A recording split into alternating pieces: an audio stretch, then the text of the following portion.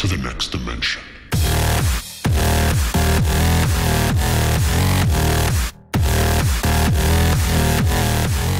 Hey guys, it's undercoverdudes all the way from down with my updated setup video. I haven't done this in quite a while, about a year, give or take a couple of months, and I've had quite a big influx of subscribers over that last year. Pretty much about 6,000 more people have gone to my channel and subscribed, which is a massive increase. So I have to thank all of you guys, and I just wanted to show off my setup today because a lot of you guys were asking. I'm going to go over all my new and old parts because a lot of people haven't seen the old setup video. So, you know, I'll start off with my Razer DeathAdder.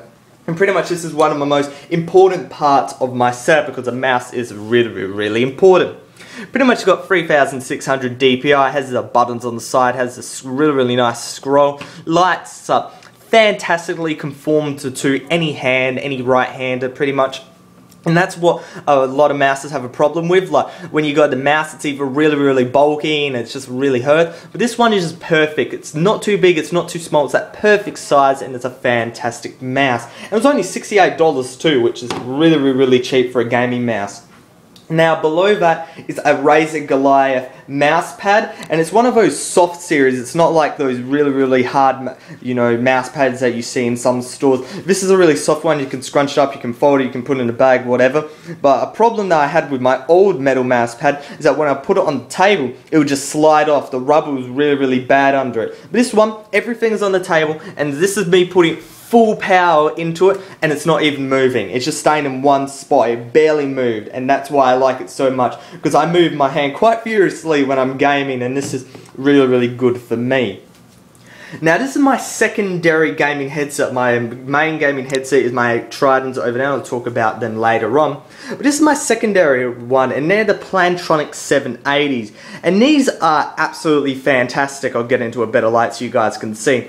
The 780s are virtual surround sound. They're not true surround sound. They're stereo headset in essence. They've got 240mm drivers. You can't see them obviously, but I have heaps of padding. They sound like surround sound. They have a great microphone, and I have just a single USB connector instead of all the cables I have for my Trittons.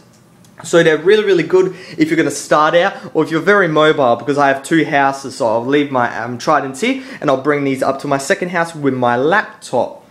Now this monitor right here, it's a Dell 23-inch, 2 millisecond response time, and it's just a really nice monitor, perfect for what I do. It's just the perfect size. Like when you're looking, you don't have to move your head left or right. You just can keep it center. You can move your eyes. It's just perfect for me.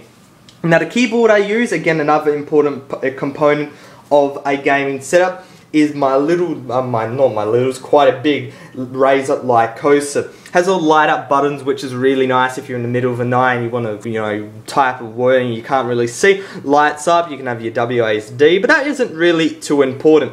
What's important is that it's not a mechanical keyboard. It's got that notebook style, so it's a soft press, and it makes quite a bit of noise, so it's a bit annoying on Skype, but that's because I press so hard. Generally, these are very quiet keyboards. You have that little palm rest right there, which is really good for me because I like putting a lot of pressure on that. You can change songs right here, and just in general, it's a very good keyboard. And again, I suggest everything here. If you want a gaming headset, this is the way to go to Plantronics. Mouse, the Razer DeathAdder, the Goliath for the mouse pad, and the keyboard for the Razer Lycosa. But there is many other keyboards as well. This isn't just the best one, and it's across all the brands. Now, the the Trittons right here are one of the most important, one of the most expensive as well. I put quite a lot of money into my audio system, but I have to tell you, it's worth it. The Trittons are absolutely amazing. 5.1 surround sound. They have 4 speakers in each ear, so that is true surround sound. And on my laptop, I didn't actually have surround sound. I didn't have a card. It was just normal stereo. So what I did, I bought this external sound card right here, the Creative SoundBlaster, and I've gone and put the Razer sticker right here, and you can go and change sounds, and I've gone and done it with optical right here, and that USB goes into the back of my computer. Overall, it's just a really great headset. I just want to do mini reviews. I don't want to take like 10 minutes of your time. But in general, it's a really good headset as well, and it's just fantastic for listening to music, games, whatever you want to do. Now the main beast of my setup is definitely my computer, my new desktop. I got it about a couple of days ago and I'm literally in love with it. I'll put the specs on the screen. And a lot of you guys will be asking, why is there 32 gig of RAM in there, UCD? And pretty much, it was a bit of a misunderstanding for the guy I was building with. I initially said 16 gig because that's what I needed, but he went and put 32 gig of RAM. It was a bit of a misunderstanding. It was only $50 more, so it didn't really matter. But overall, you know, that was just one little minor inconvenience. But when you look at the processor, very good. i7, forgot the model number, 3780, I believe it is, off the top of my head. The graphics card is a 660 Ti, which is good for SLI, which if you don't know what SLI is, where you can run 2 graphics cards at the same time, which I may be doing in the future. Power supply 750 watt, just a bit over the top, but you know it's good for upgrading, obviously. This is made for upgrading. This isn't just, you know, this is how it's going to be. Over the past next year, with the help of you guys, hopefully watching my videos, I get a bit of money in, I'll go and upgrade this and hopefully produce even better videos, because the quality this produces is quite nice. I can do full size 60 FPS, which is perfect.